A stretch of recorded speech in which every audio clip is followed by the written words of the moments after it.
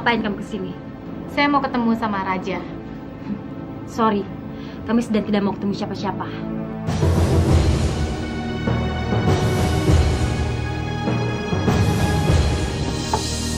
Bentar. Saya juga nggak minat mau lama-lama di sini kok. Saya kesini cuma mau nganterin undangan. Ada siapa sih? Nggak ada siapa-siapa. Undangan pernikahan. Siapa nikah? Saya. Tadinya Mama sendiri yang mau anterin undangan ini. Tapi kayaknya Mama terlalu capek, jadi saya pikir saya aja yang nganterin ke kamu. Lagian ngapain juga dia kesini? Toh ini juga bukan rumahnya Raja. Ini cuma apartemen sewaan. Rumah yang harus menjadi hak saya, sekarang kamu yang mengangkangi. Sekarang kamu udah ngasih undangannya. Saya rasa urusan kamu udah selesai sampai di sini. Dan sekali kamu tahu, kami nggak bisa datang. Nggak apa-apa.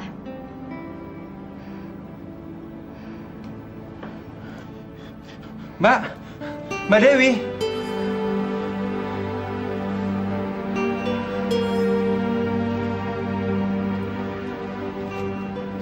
Saya akan datang bersama Sandra. Pasti, Mbak. Maafkan sikap kami tadi, Mbak. Saya sama Sandra belakangan ini agak capek. Maklum, kalau punya bayi, istirahatnya kurang.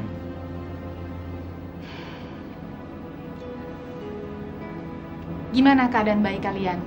Baik-baik aja, Mbak. Mbak Dewi mau lihat? Nih, Mbak. Tangan, Mbak. Kayaknya dia belum tidur, tuh. Nih, Mbak. Sandra, kamu mau mari turun, ya?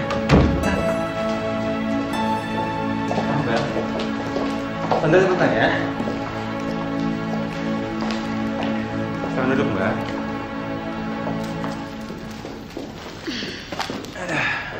Gimana kabar, Mbak? Baik, semuanya baik. Kamu gimana bisnisnya? Bisnisnya sih ya, oke lah. Semuanya lancar-lancar aja. Ya, gitulah, Mbak.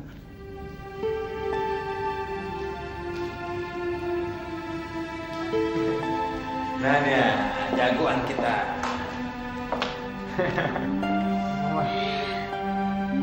Bisa, Mbak?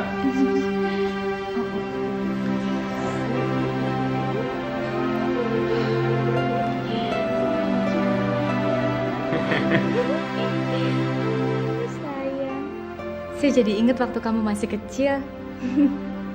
Kata Mama, kamu waktu bayi kayak gini. Mirip ya, Mbak?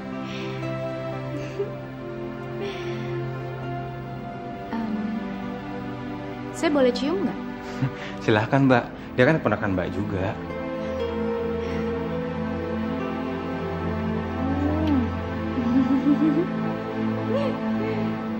Lucunya Mario. Makasih ya.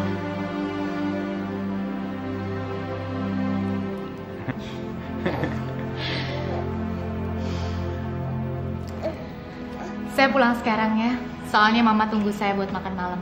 Oke. Malam Sandra. Sebentar ya, saya anterin Mbak Dewi ke bawah dulu.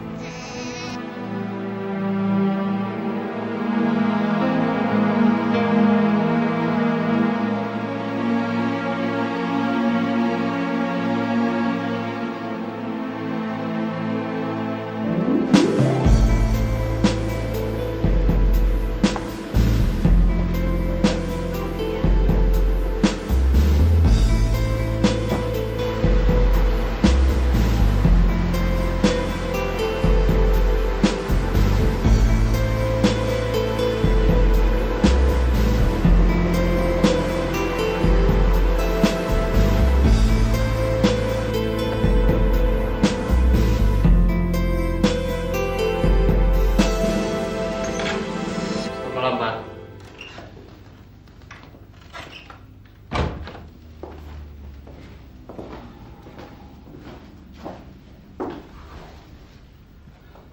Sorry saya agak terlambat, Pak. Tadi saya sudah bicara sama Dewi. Dia mau terima kamu. Dewi bilang dia tidak benci Papa lagi.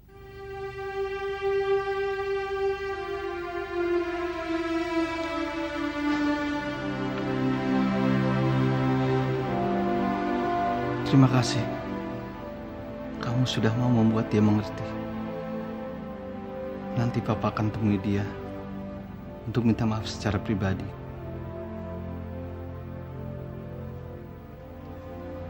Barusan kamu bilang dia tidak membenci Papa. Tetapi kenapa kamu larang Papa menemui dia? Dewi memang sudah tidak membenci Papa lagi. Tapi dia juga bilang, dia tidak bisa memaafkan Papa. Hatinya sangat luka, Pak. Kasih dia waktu. Waktu yang akan membantu menyembuhkan lukanya. Seperti yang saya harapkan, waktu juga yang akan menyembuhkan luka Papa.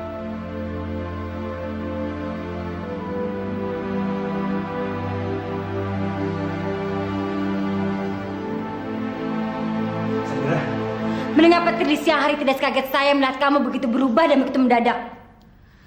Kamu memperlakukan anak pungut itu seperti seorang tamu agung. Seperti seorang tamu VIP. kamu udah baca belum undangannya? Udah saya buang ke tempat sampah. Kamu mesti kenal siapa Arya Satya Negara. Arya Satya Negara, konglomerat muda. Salah satu calon kuat untuk jadi ketua umum Kadin. Emang kenapa dia? Dewi kerja di sana. Dia calon suaminya Mbak Dewi.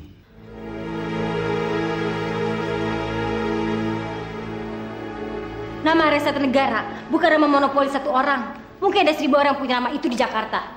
Dan bisa jadi calon suami anak pungut itu adalah seorang warga keturunan.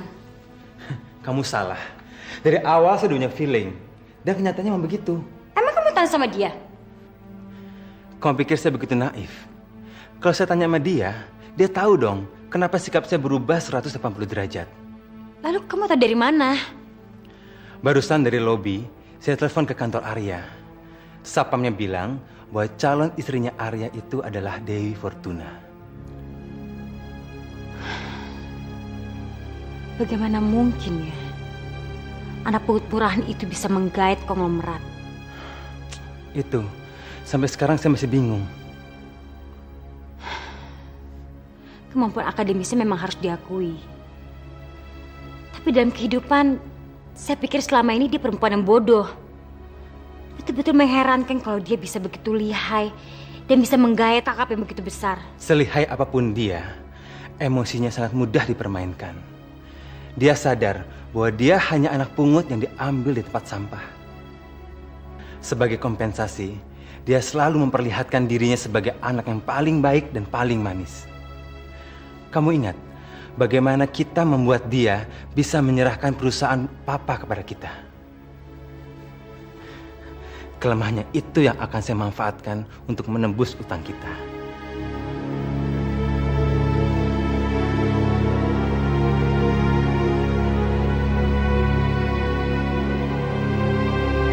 Tidak tersinggung ketika kalian berusaha menebus sikap kalian pada dia selama ini dengan memberinya uang 5 juta dan janji akan membantunya setiap bulan. Ternyata waktu itu dia sudah punya calon menantu yang konglomerat. Kamu kalah total sama anak pungut itu. Yang selama ini kamu anggap dia lugu dan bodoh kan? Dia ternyata jauh lebih pintar daripada kamu. Kamu pikir dia berikan seluruh perusahaannya kepada kamu. Kamu tahu nggak kenapa? Karena dia sudah menggait seorang konglomerat. Mama ini ngomong apa sih? Nanti kan kedengaran raja, Mas. Anda kan bisa nggak enak. Kenapa kamu harus nggak enak sih? Orang dia lagi tidur.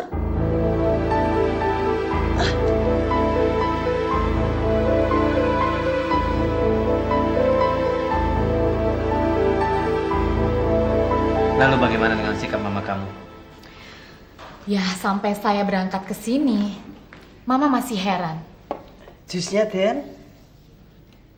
Iya, makasih biasa. Dalam. Iya sih. Iya. Rasanya Mama sampai nggak percaya ya. Kenapa kok sifat Raja berubah begitu mendadak?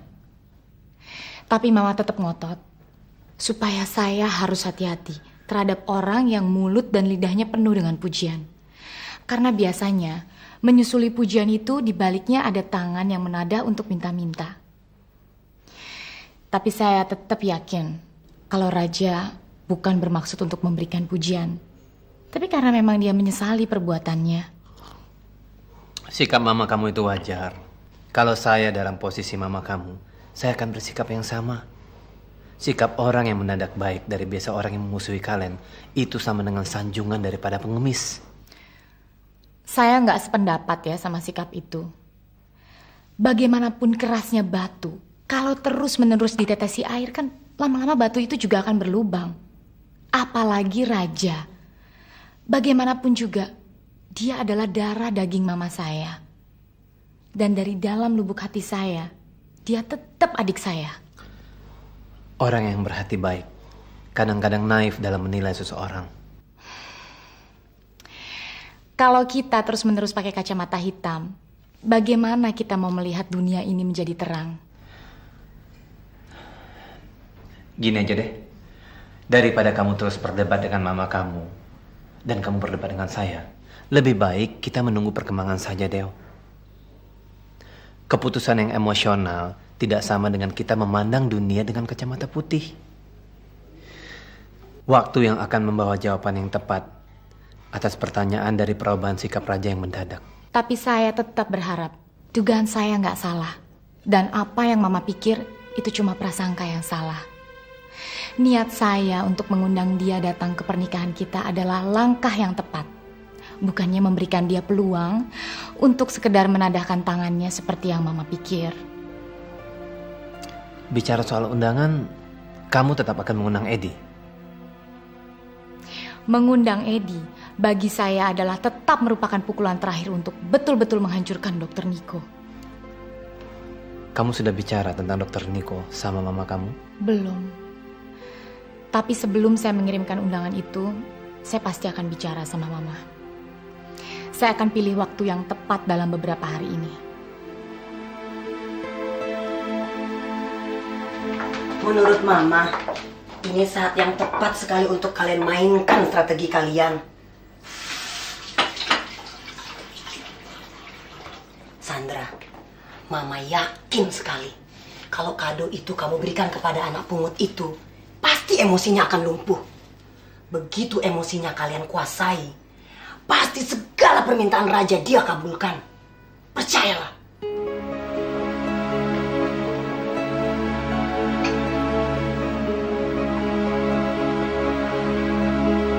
Mama merasa lega karena kamu sudah menceritakan semuanya.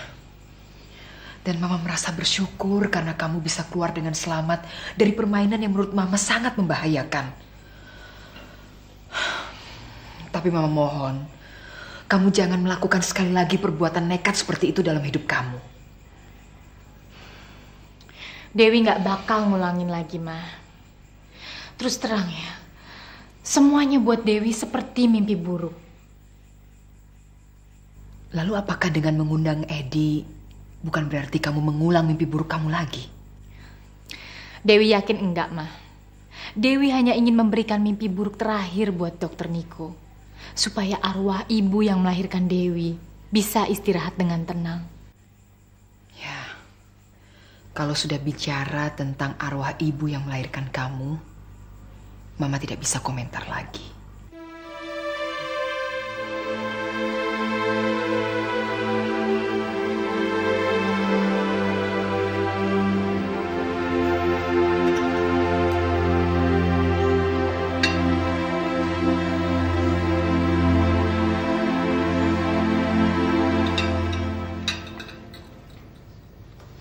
Pak, jangan paksa Papa. Ini udah lebih baik daripada Papa nggak makan sama sekali. Sorry, Pak. Nggak apa-apa.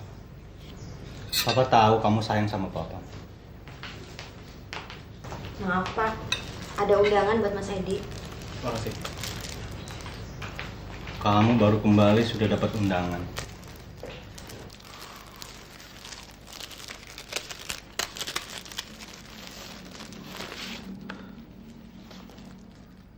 Undangan siapa? Dari Dewi, Pak. Dewi menikah dengan Arya Sena Satya Negara, Pak. Minggu depan. Saya rasa kita harus hadir, Pak. Dengan adanya undangan ini, secara langsung atau tidak, Dewi telah mengakui saya sebagai adiknya, Pak. Tapi dia tidak mengakui papa sebagai ayahnya atau siapapun.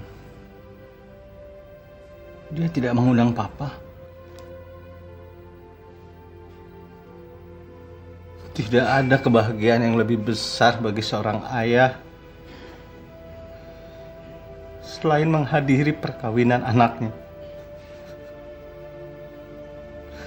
Bagi papa, pernikahan Dewi adalah hukuman.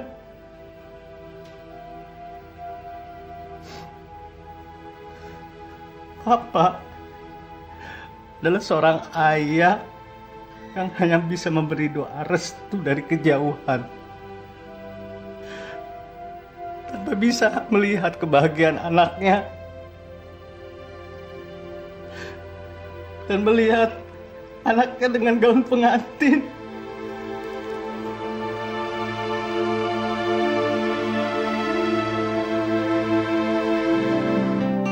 Bismillahirrahmanirrahim.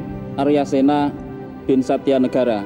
Saya nikahkan kepadamu Dewi Fortuna binti Baskoro Niti Moharjo dengan mas kawin seperangkat alat sholat tunai. Barakallahu lakuma wa baraka fikuma wa jama'a bainakuma bil mawaddah wa rahmah. Al-Fatihah.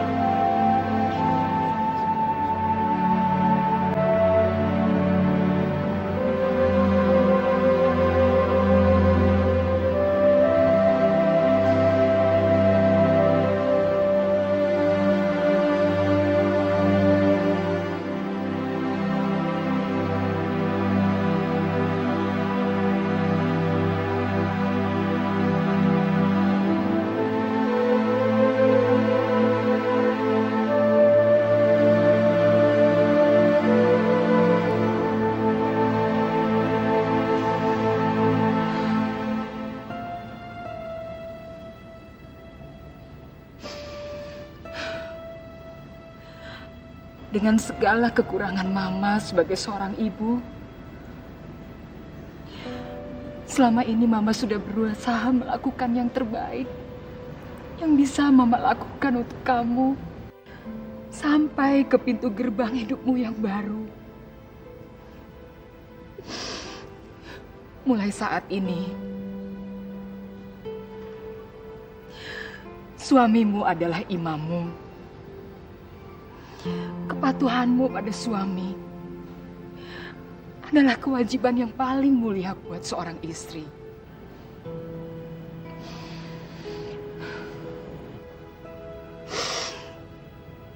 Mama lepaskan kamu dengan doa, sayang.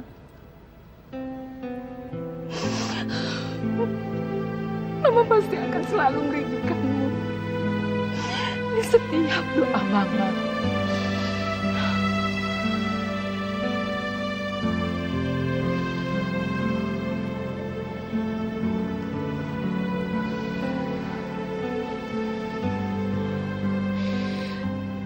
Terima kasih, Ma, atas semua yang sudah Mama berikan buat Dewi. Dan atas doa yang akan Mama panjatkan buat Dewi dan suami Dewi.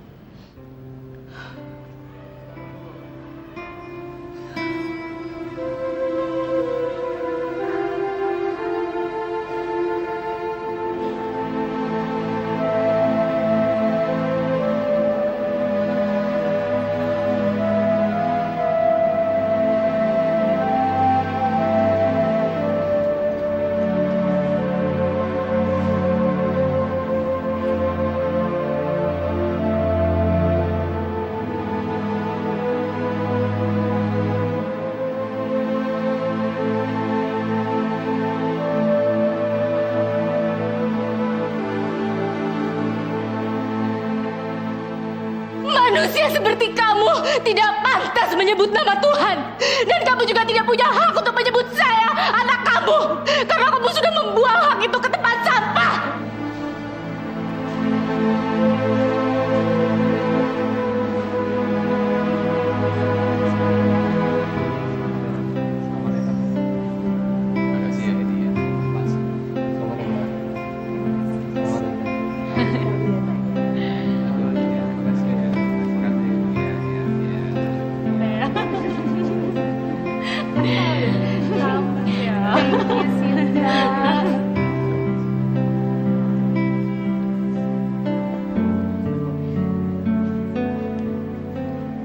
Saya jijik sama diri saya sendiri.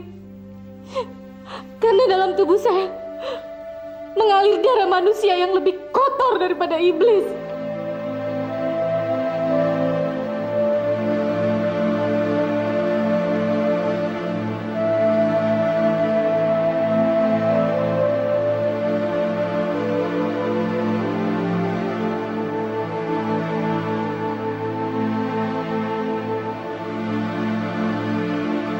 Pak Rudianto, terima kasih. Ya. Ikut berbahagia kami. Ibu mana? Wah, maafkan kami. Dia masih juga belum sadar. Maafkan. Nggak apa-apa. Sekali lagi selamat. Terima kasih. Terima kasih, Pak. Selamat ya, Ma.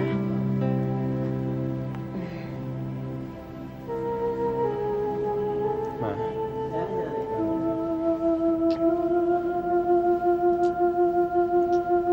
Selamat ya, Mbak Dewi.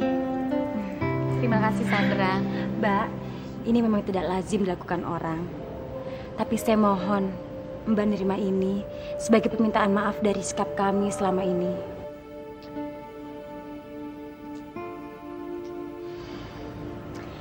Berhari-hari saya dan Raja mencari apa yang cocok untuk orang baik seperti Mbak. Ini Mbak. Terima kasih, Sandra. Mas, selamat ya, Mas. Iya, terima kasih. Arya, ini adik saya, Raja. Oh, ya. Terima kasih, Raja. Sama-sama, Mas. Selamat ya. Mbak, selamat Mbak ya. Mbak senang sekali kamu datang ke sini. Iya, Mbak. Terima kasih dan selamat Mbak ya. Terima kasih ya.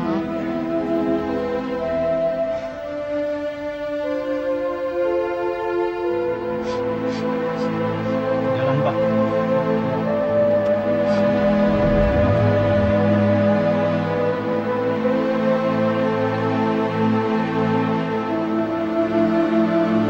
Menghapuskan nama Papa sama sekali dalam perjalanan hidupnya.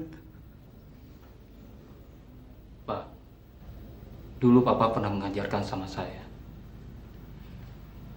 Kalau manusia mau menyuburkan keyakinannya, agar keraguannya mati kekeringan. Sekarang kalau Papa mau menyuburkan keyakinan Papa, bahwa suatu saat Dewi akan menerima Papa sebagai ayahnya, Papa pasti tidak seperti ini. Keyakinan Papa sudah mati waktu mendengar nama Baskoro mendapat kehormatan sebagai ayah Dewi.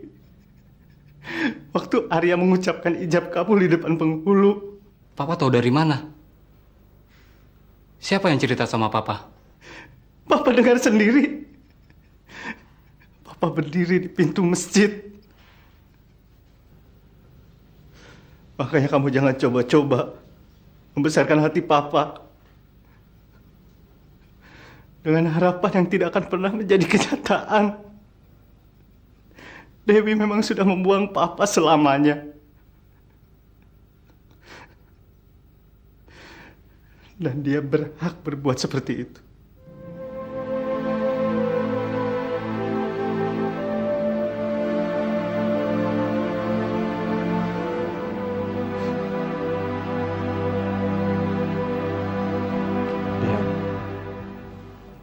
Saya masih nggak percaya kalau akhirnya saya bisa mencapai sukses yang paling gemilang dalam hidup saya.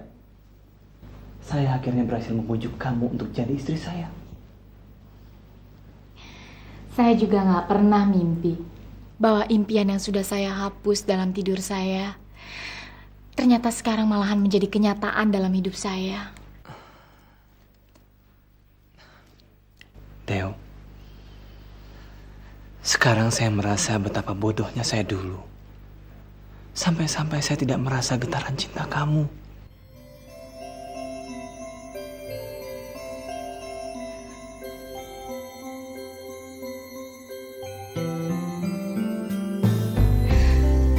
Saya sayang kamu.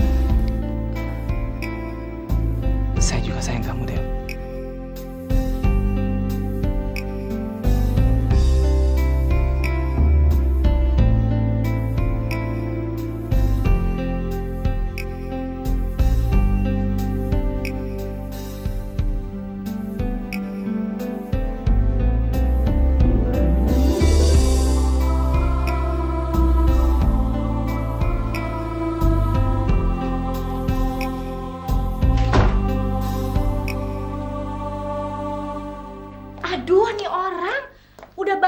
udah duduk, malah tidur lagi.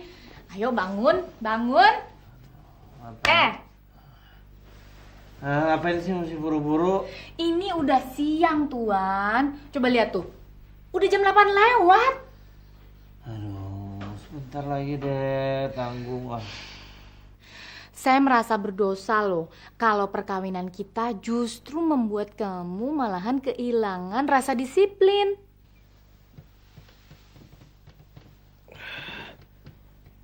Galak amat sih kamu. Almarhum opa saja tidak pernah membangunkan saya dengan cara seperti ini loh. Pantesan kamu jadi manja.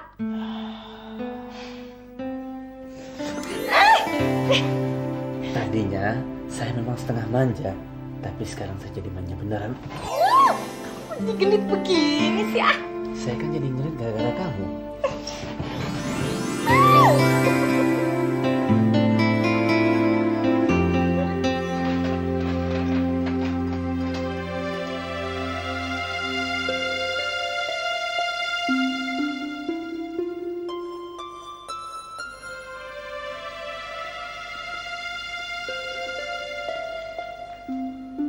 Yam, ketok aja. Sekarang kan sudah jam 11. Kemarin, kalau tidak salah ibu dengar, Pak Arya hari ini akan ada rapat di kantor jam 2 siang nanti. Masa sih, Bu?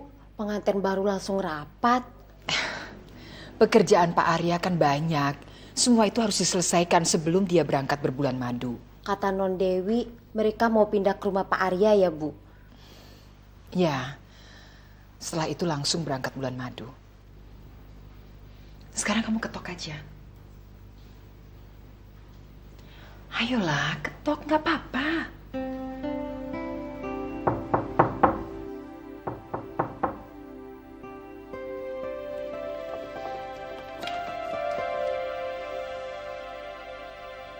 Hah? Ya ampun, udah jam 11 lewat. Ada apa sih? Ada yang ngetok pintu. Hah, ini gara-gara kamu sih. Udah biarin aja lah. Apanya yang biarin? Sini dong. Sebentar.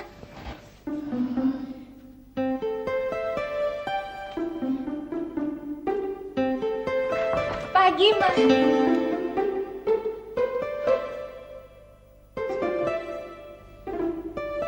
Gak ada siapa-siapa.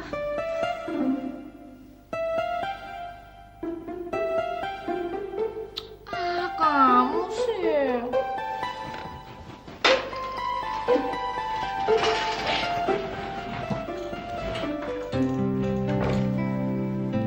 Gak ada mama. Kamu sih. Kamu tuh gara-garanya.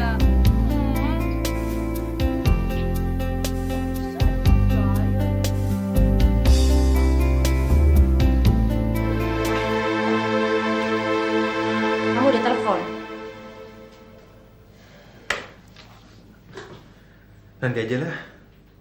Saya merasa nggak enak mengganggu pengantin baru. Kapan lagi? Nanti kalau mereka udah keburu berangkat bulan madu, habislah kita. Ntar nggak ada lagi yang mau nolongin kita. Ya, silakan. Maaf Pak, Ya. surat-surat ini mau dikirim, mohon ditandatangani.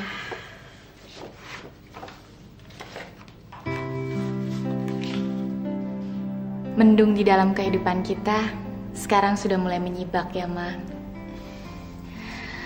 Dewi merasa kebahagiaan kita semakin lengkap. Mama menginginkan Dewi menikah. Dan sekarang Dewi sudah jadi istri Arya. Dan adik Dewi yang hilang sekarang sudah mulai melangkah kembali ke dalam kehidupan kita. Ya, mudah-mudahan saja. Kado yang dibelikan oleh Sandra itu bukan umpan besar untuk mendapatkan ikan yang lebih besar. Nggak baik berprasangka jelek terus, Ma. Yang mereka kasih ke kita itu kan sebagian dari keuntungan perusahaan untuk kita yang selama ini mereka kuasai. Dan Mama kan juga sudah pernah menolak niat Raja untuk membantu keuangan Mama. Sekarang mereka melihat kesempatan untuk menunjukkan niat baik mereka.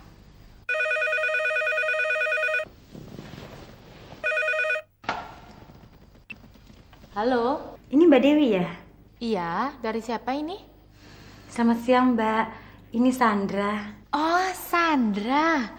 Selamat siang, Sandra. Ada kabar apa? Gimana Mbak kabarnya?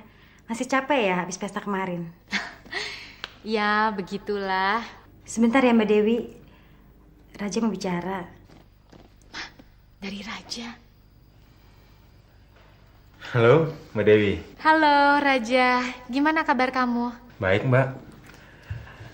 Kita semua merasa tersanjung loh, Mbak, atas undangan kemarin. Terima kasih ya. Mbak, Mas Arya baik, Mbak ya? Kayaknya cocok banget loh untuk seorang Mbak. Kamu suka terlalu berlebihan deh, Raja. Bener, sumpah, Mbak. Itu pendapatnya bukan dari saya aja loh. Sandra juga, mertua saya juga bilang begitu. Oh ya? Terima kasih ya atas pujian kamu. Kapan dong kamu kesini bawa keluarga kamu sama bayi kamu? Mama nungguin kalian loh. Pengennya secepatnya, Mbak. Tapi di kantor ada masalah, Mbak. Sebenarnya saya pengen langsung ngomong dan bicara langsung sama Mbak. Tapi ada kesibukan yang belum bisa saya tinggal. Oh ya? Ada masalah apa? Oh ya? Jahat betul itu orang. Ya. Ya, Mbak bisa ngerti. Ya Mbak akan usahakan. Nggak usah deh, biar Mbak yang telepon kamu ya. Oke, bye.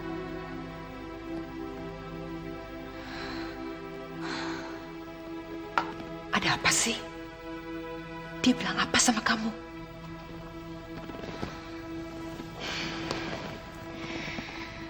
Raja ditipu sama orang yang berlagak menawarkan kayu dari HPH yang bermasalah.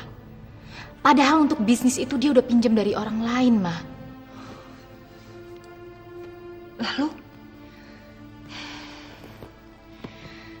Raja perlu uang 3 miliar untuk bayar utang-utangnya. Minggu depan dia kembaliin.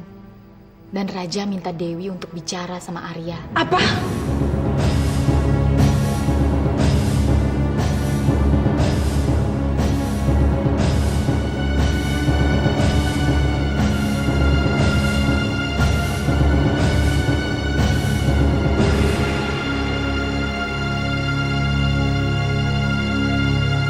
Jangan sampai ketinggalan update terbaru dari MVP Hits dengan subscribe dan klik tanda lonceng di bagian kanan.